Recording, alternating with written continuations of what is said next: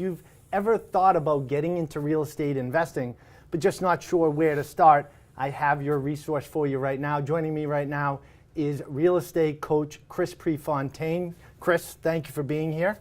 Thanks for having me. One of the common questions that people have is, can you really get into real estate investing with zero money down? You have a deal you're going to walk us through right now on how you did exactly this. Sure, this is actually one of our deals with our joint venture partner. We have them all over the country. This gentleman's in Pennsylvania. So we did this deal together. This was a beautiful estate actually on 10 acres. The purchase price we bought it for was $420,000. We did not put any money down, actually, to your note. Our structured deal with them is, on this owner financing deal, is principal only payments of $1,500 a month for 24 months. Principal only though, no interest. We sold this to the buyer for $499,000 on a lease purchase, rent to own.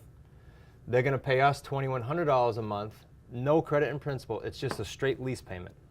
So we're paying out this, and we're getting principal credit. They're paying us this, and it's a lease only. Now, to do this rent to own, Chris, the buyer had to put down a down payment, or else we just have a renter. The buyer put down $64,000, non-refundable on this house. I call that our payday number one. That's why I have this numbered here. We have 3 paydays in all these deals. Payday number 2 is the difference between what we're collecting and what we're paying out times 24 months. That comes to a little over $13,000.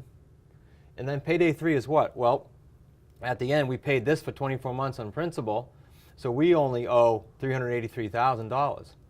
You take the $420 minus the payments made, we owe this to the seller. It's going to balloon out in 2 years. The buyer owes us what? Their $499 purchase price minus their deposit, we should be around $435. I call this payday 3 at the tail end of this, $51,900.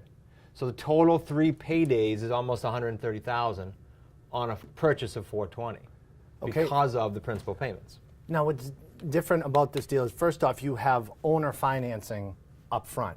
On my buy, yes. So the seller is financing the buyer? The seller's like a bank. They have protection of a first mortgage on the property, and they have a balloon payment from us due in 24 months. So these for 24 months, and then a balloon due. Now, what's the difference with this potential buyer here that's actually renting? What is their typical situation? Why is it structured? Very good question. So the typical rent-to-own person we're dealing with right now in this lovely real estate financing climate has challenges either with credit, they need some enhancement, or seasoning.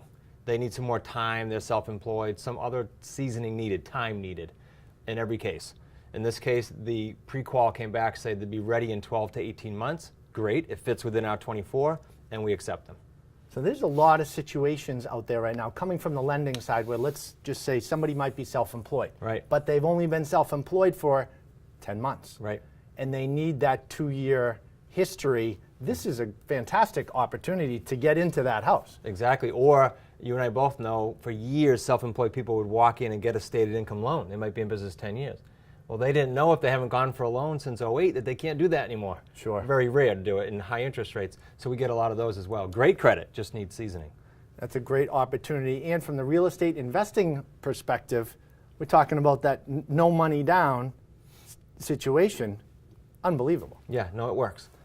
Thank you, Chris. And if you'd like to learn more about real estate investing, you can go to Chris and his team's website at smartrealestatecoach.com. And we have more deals like this and real estate tips right here on our page on boston.com.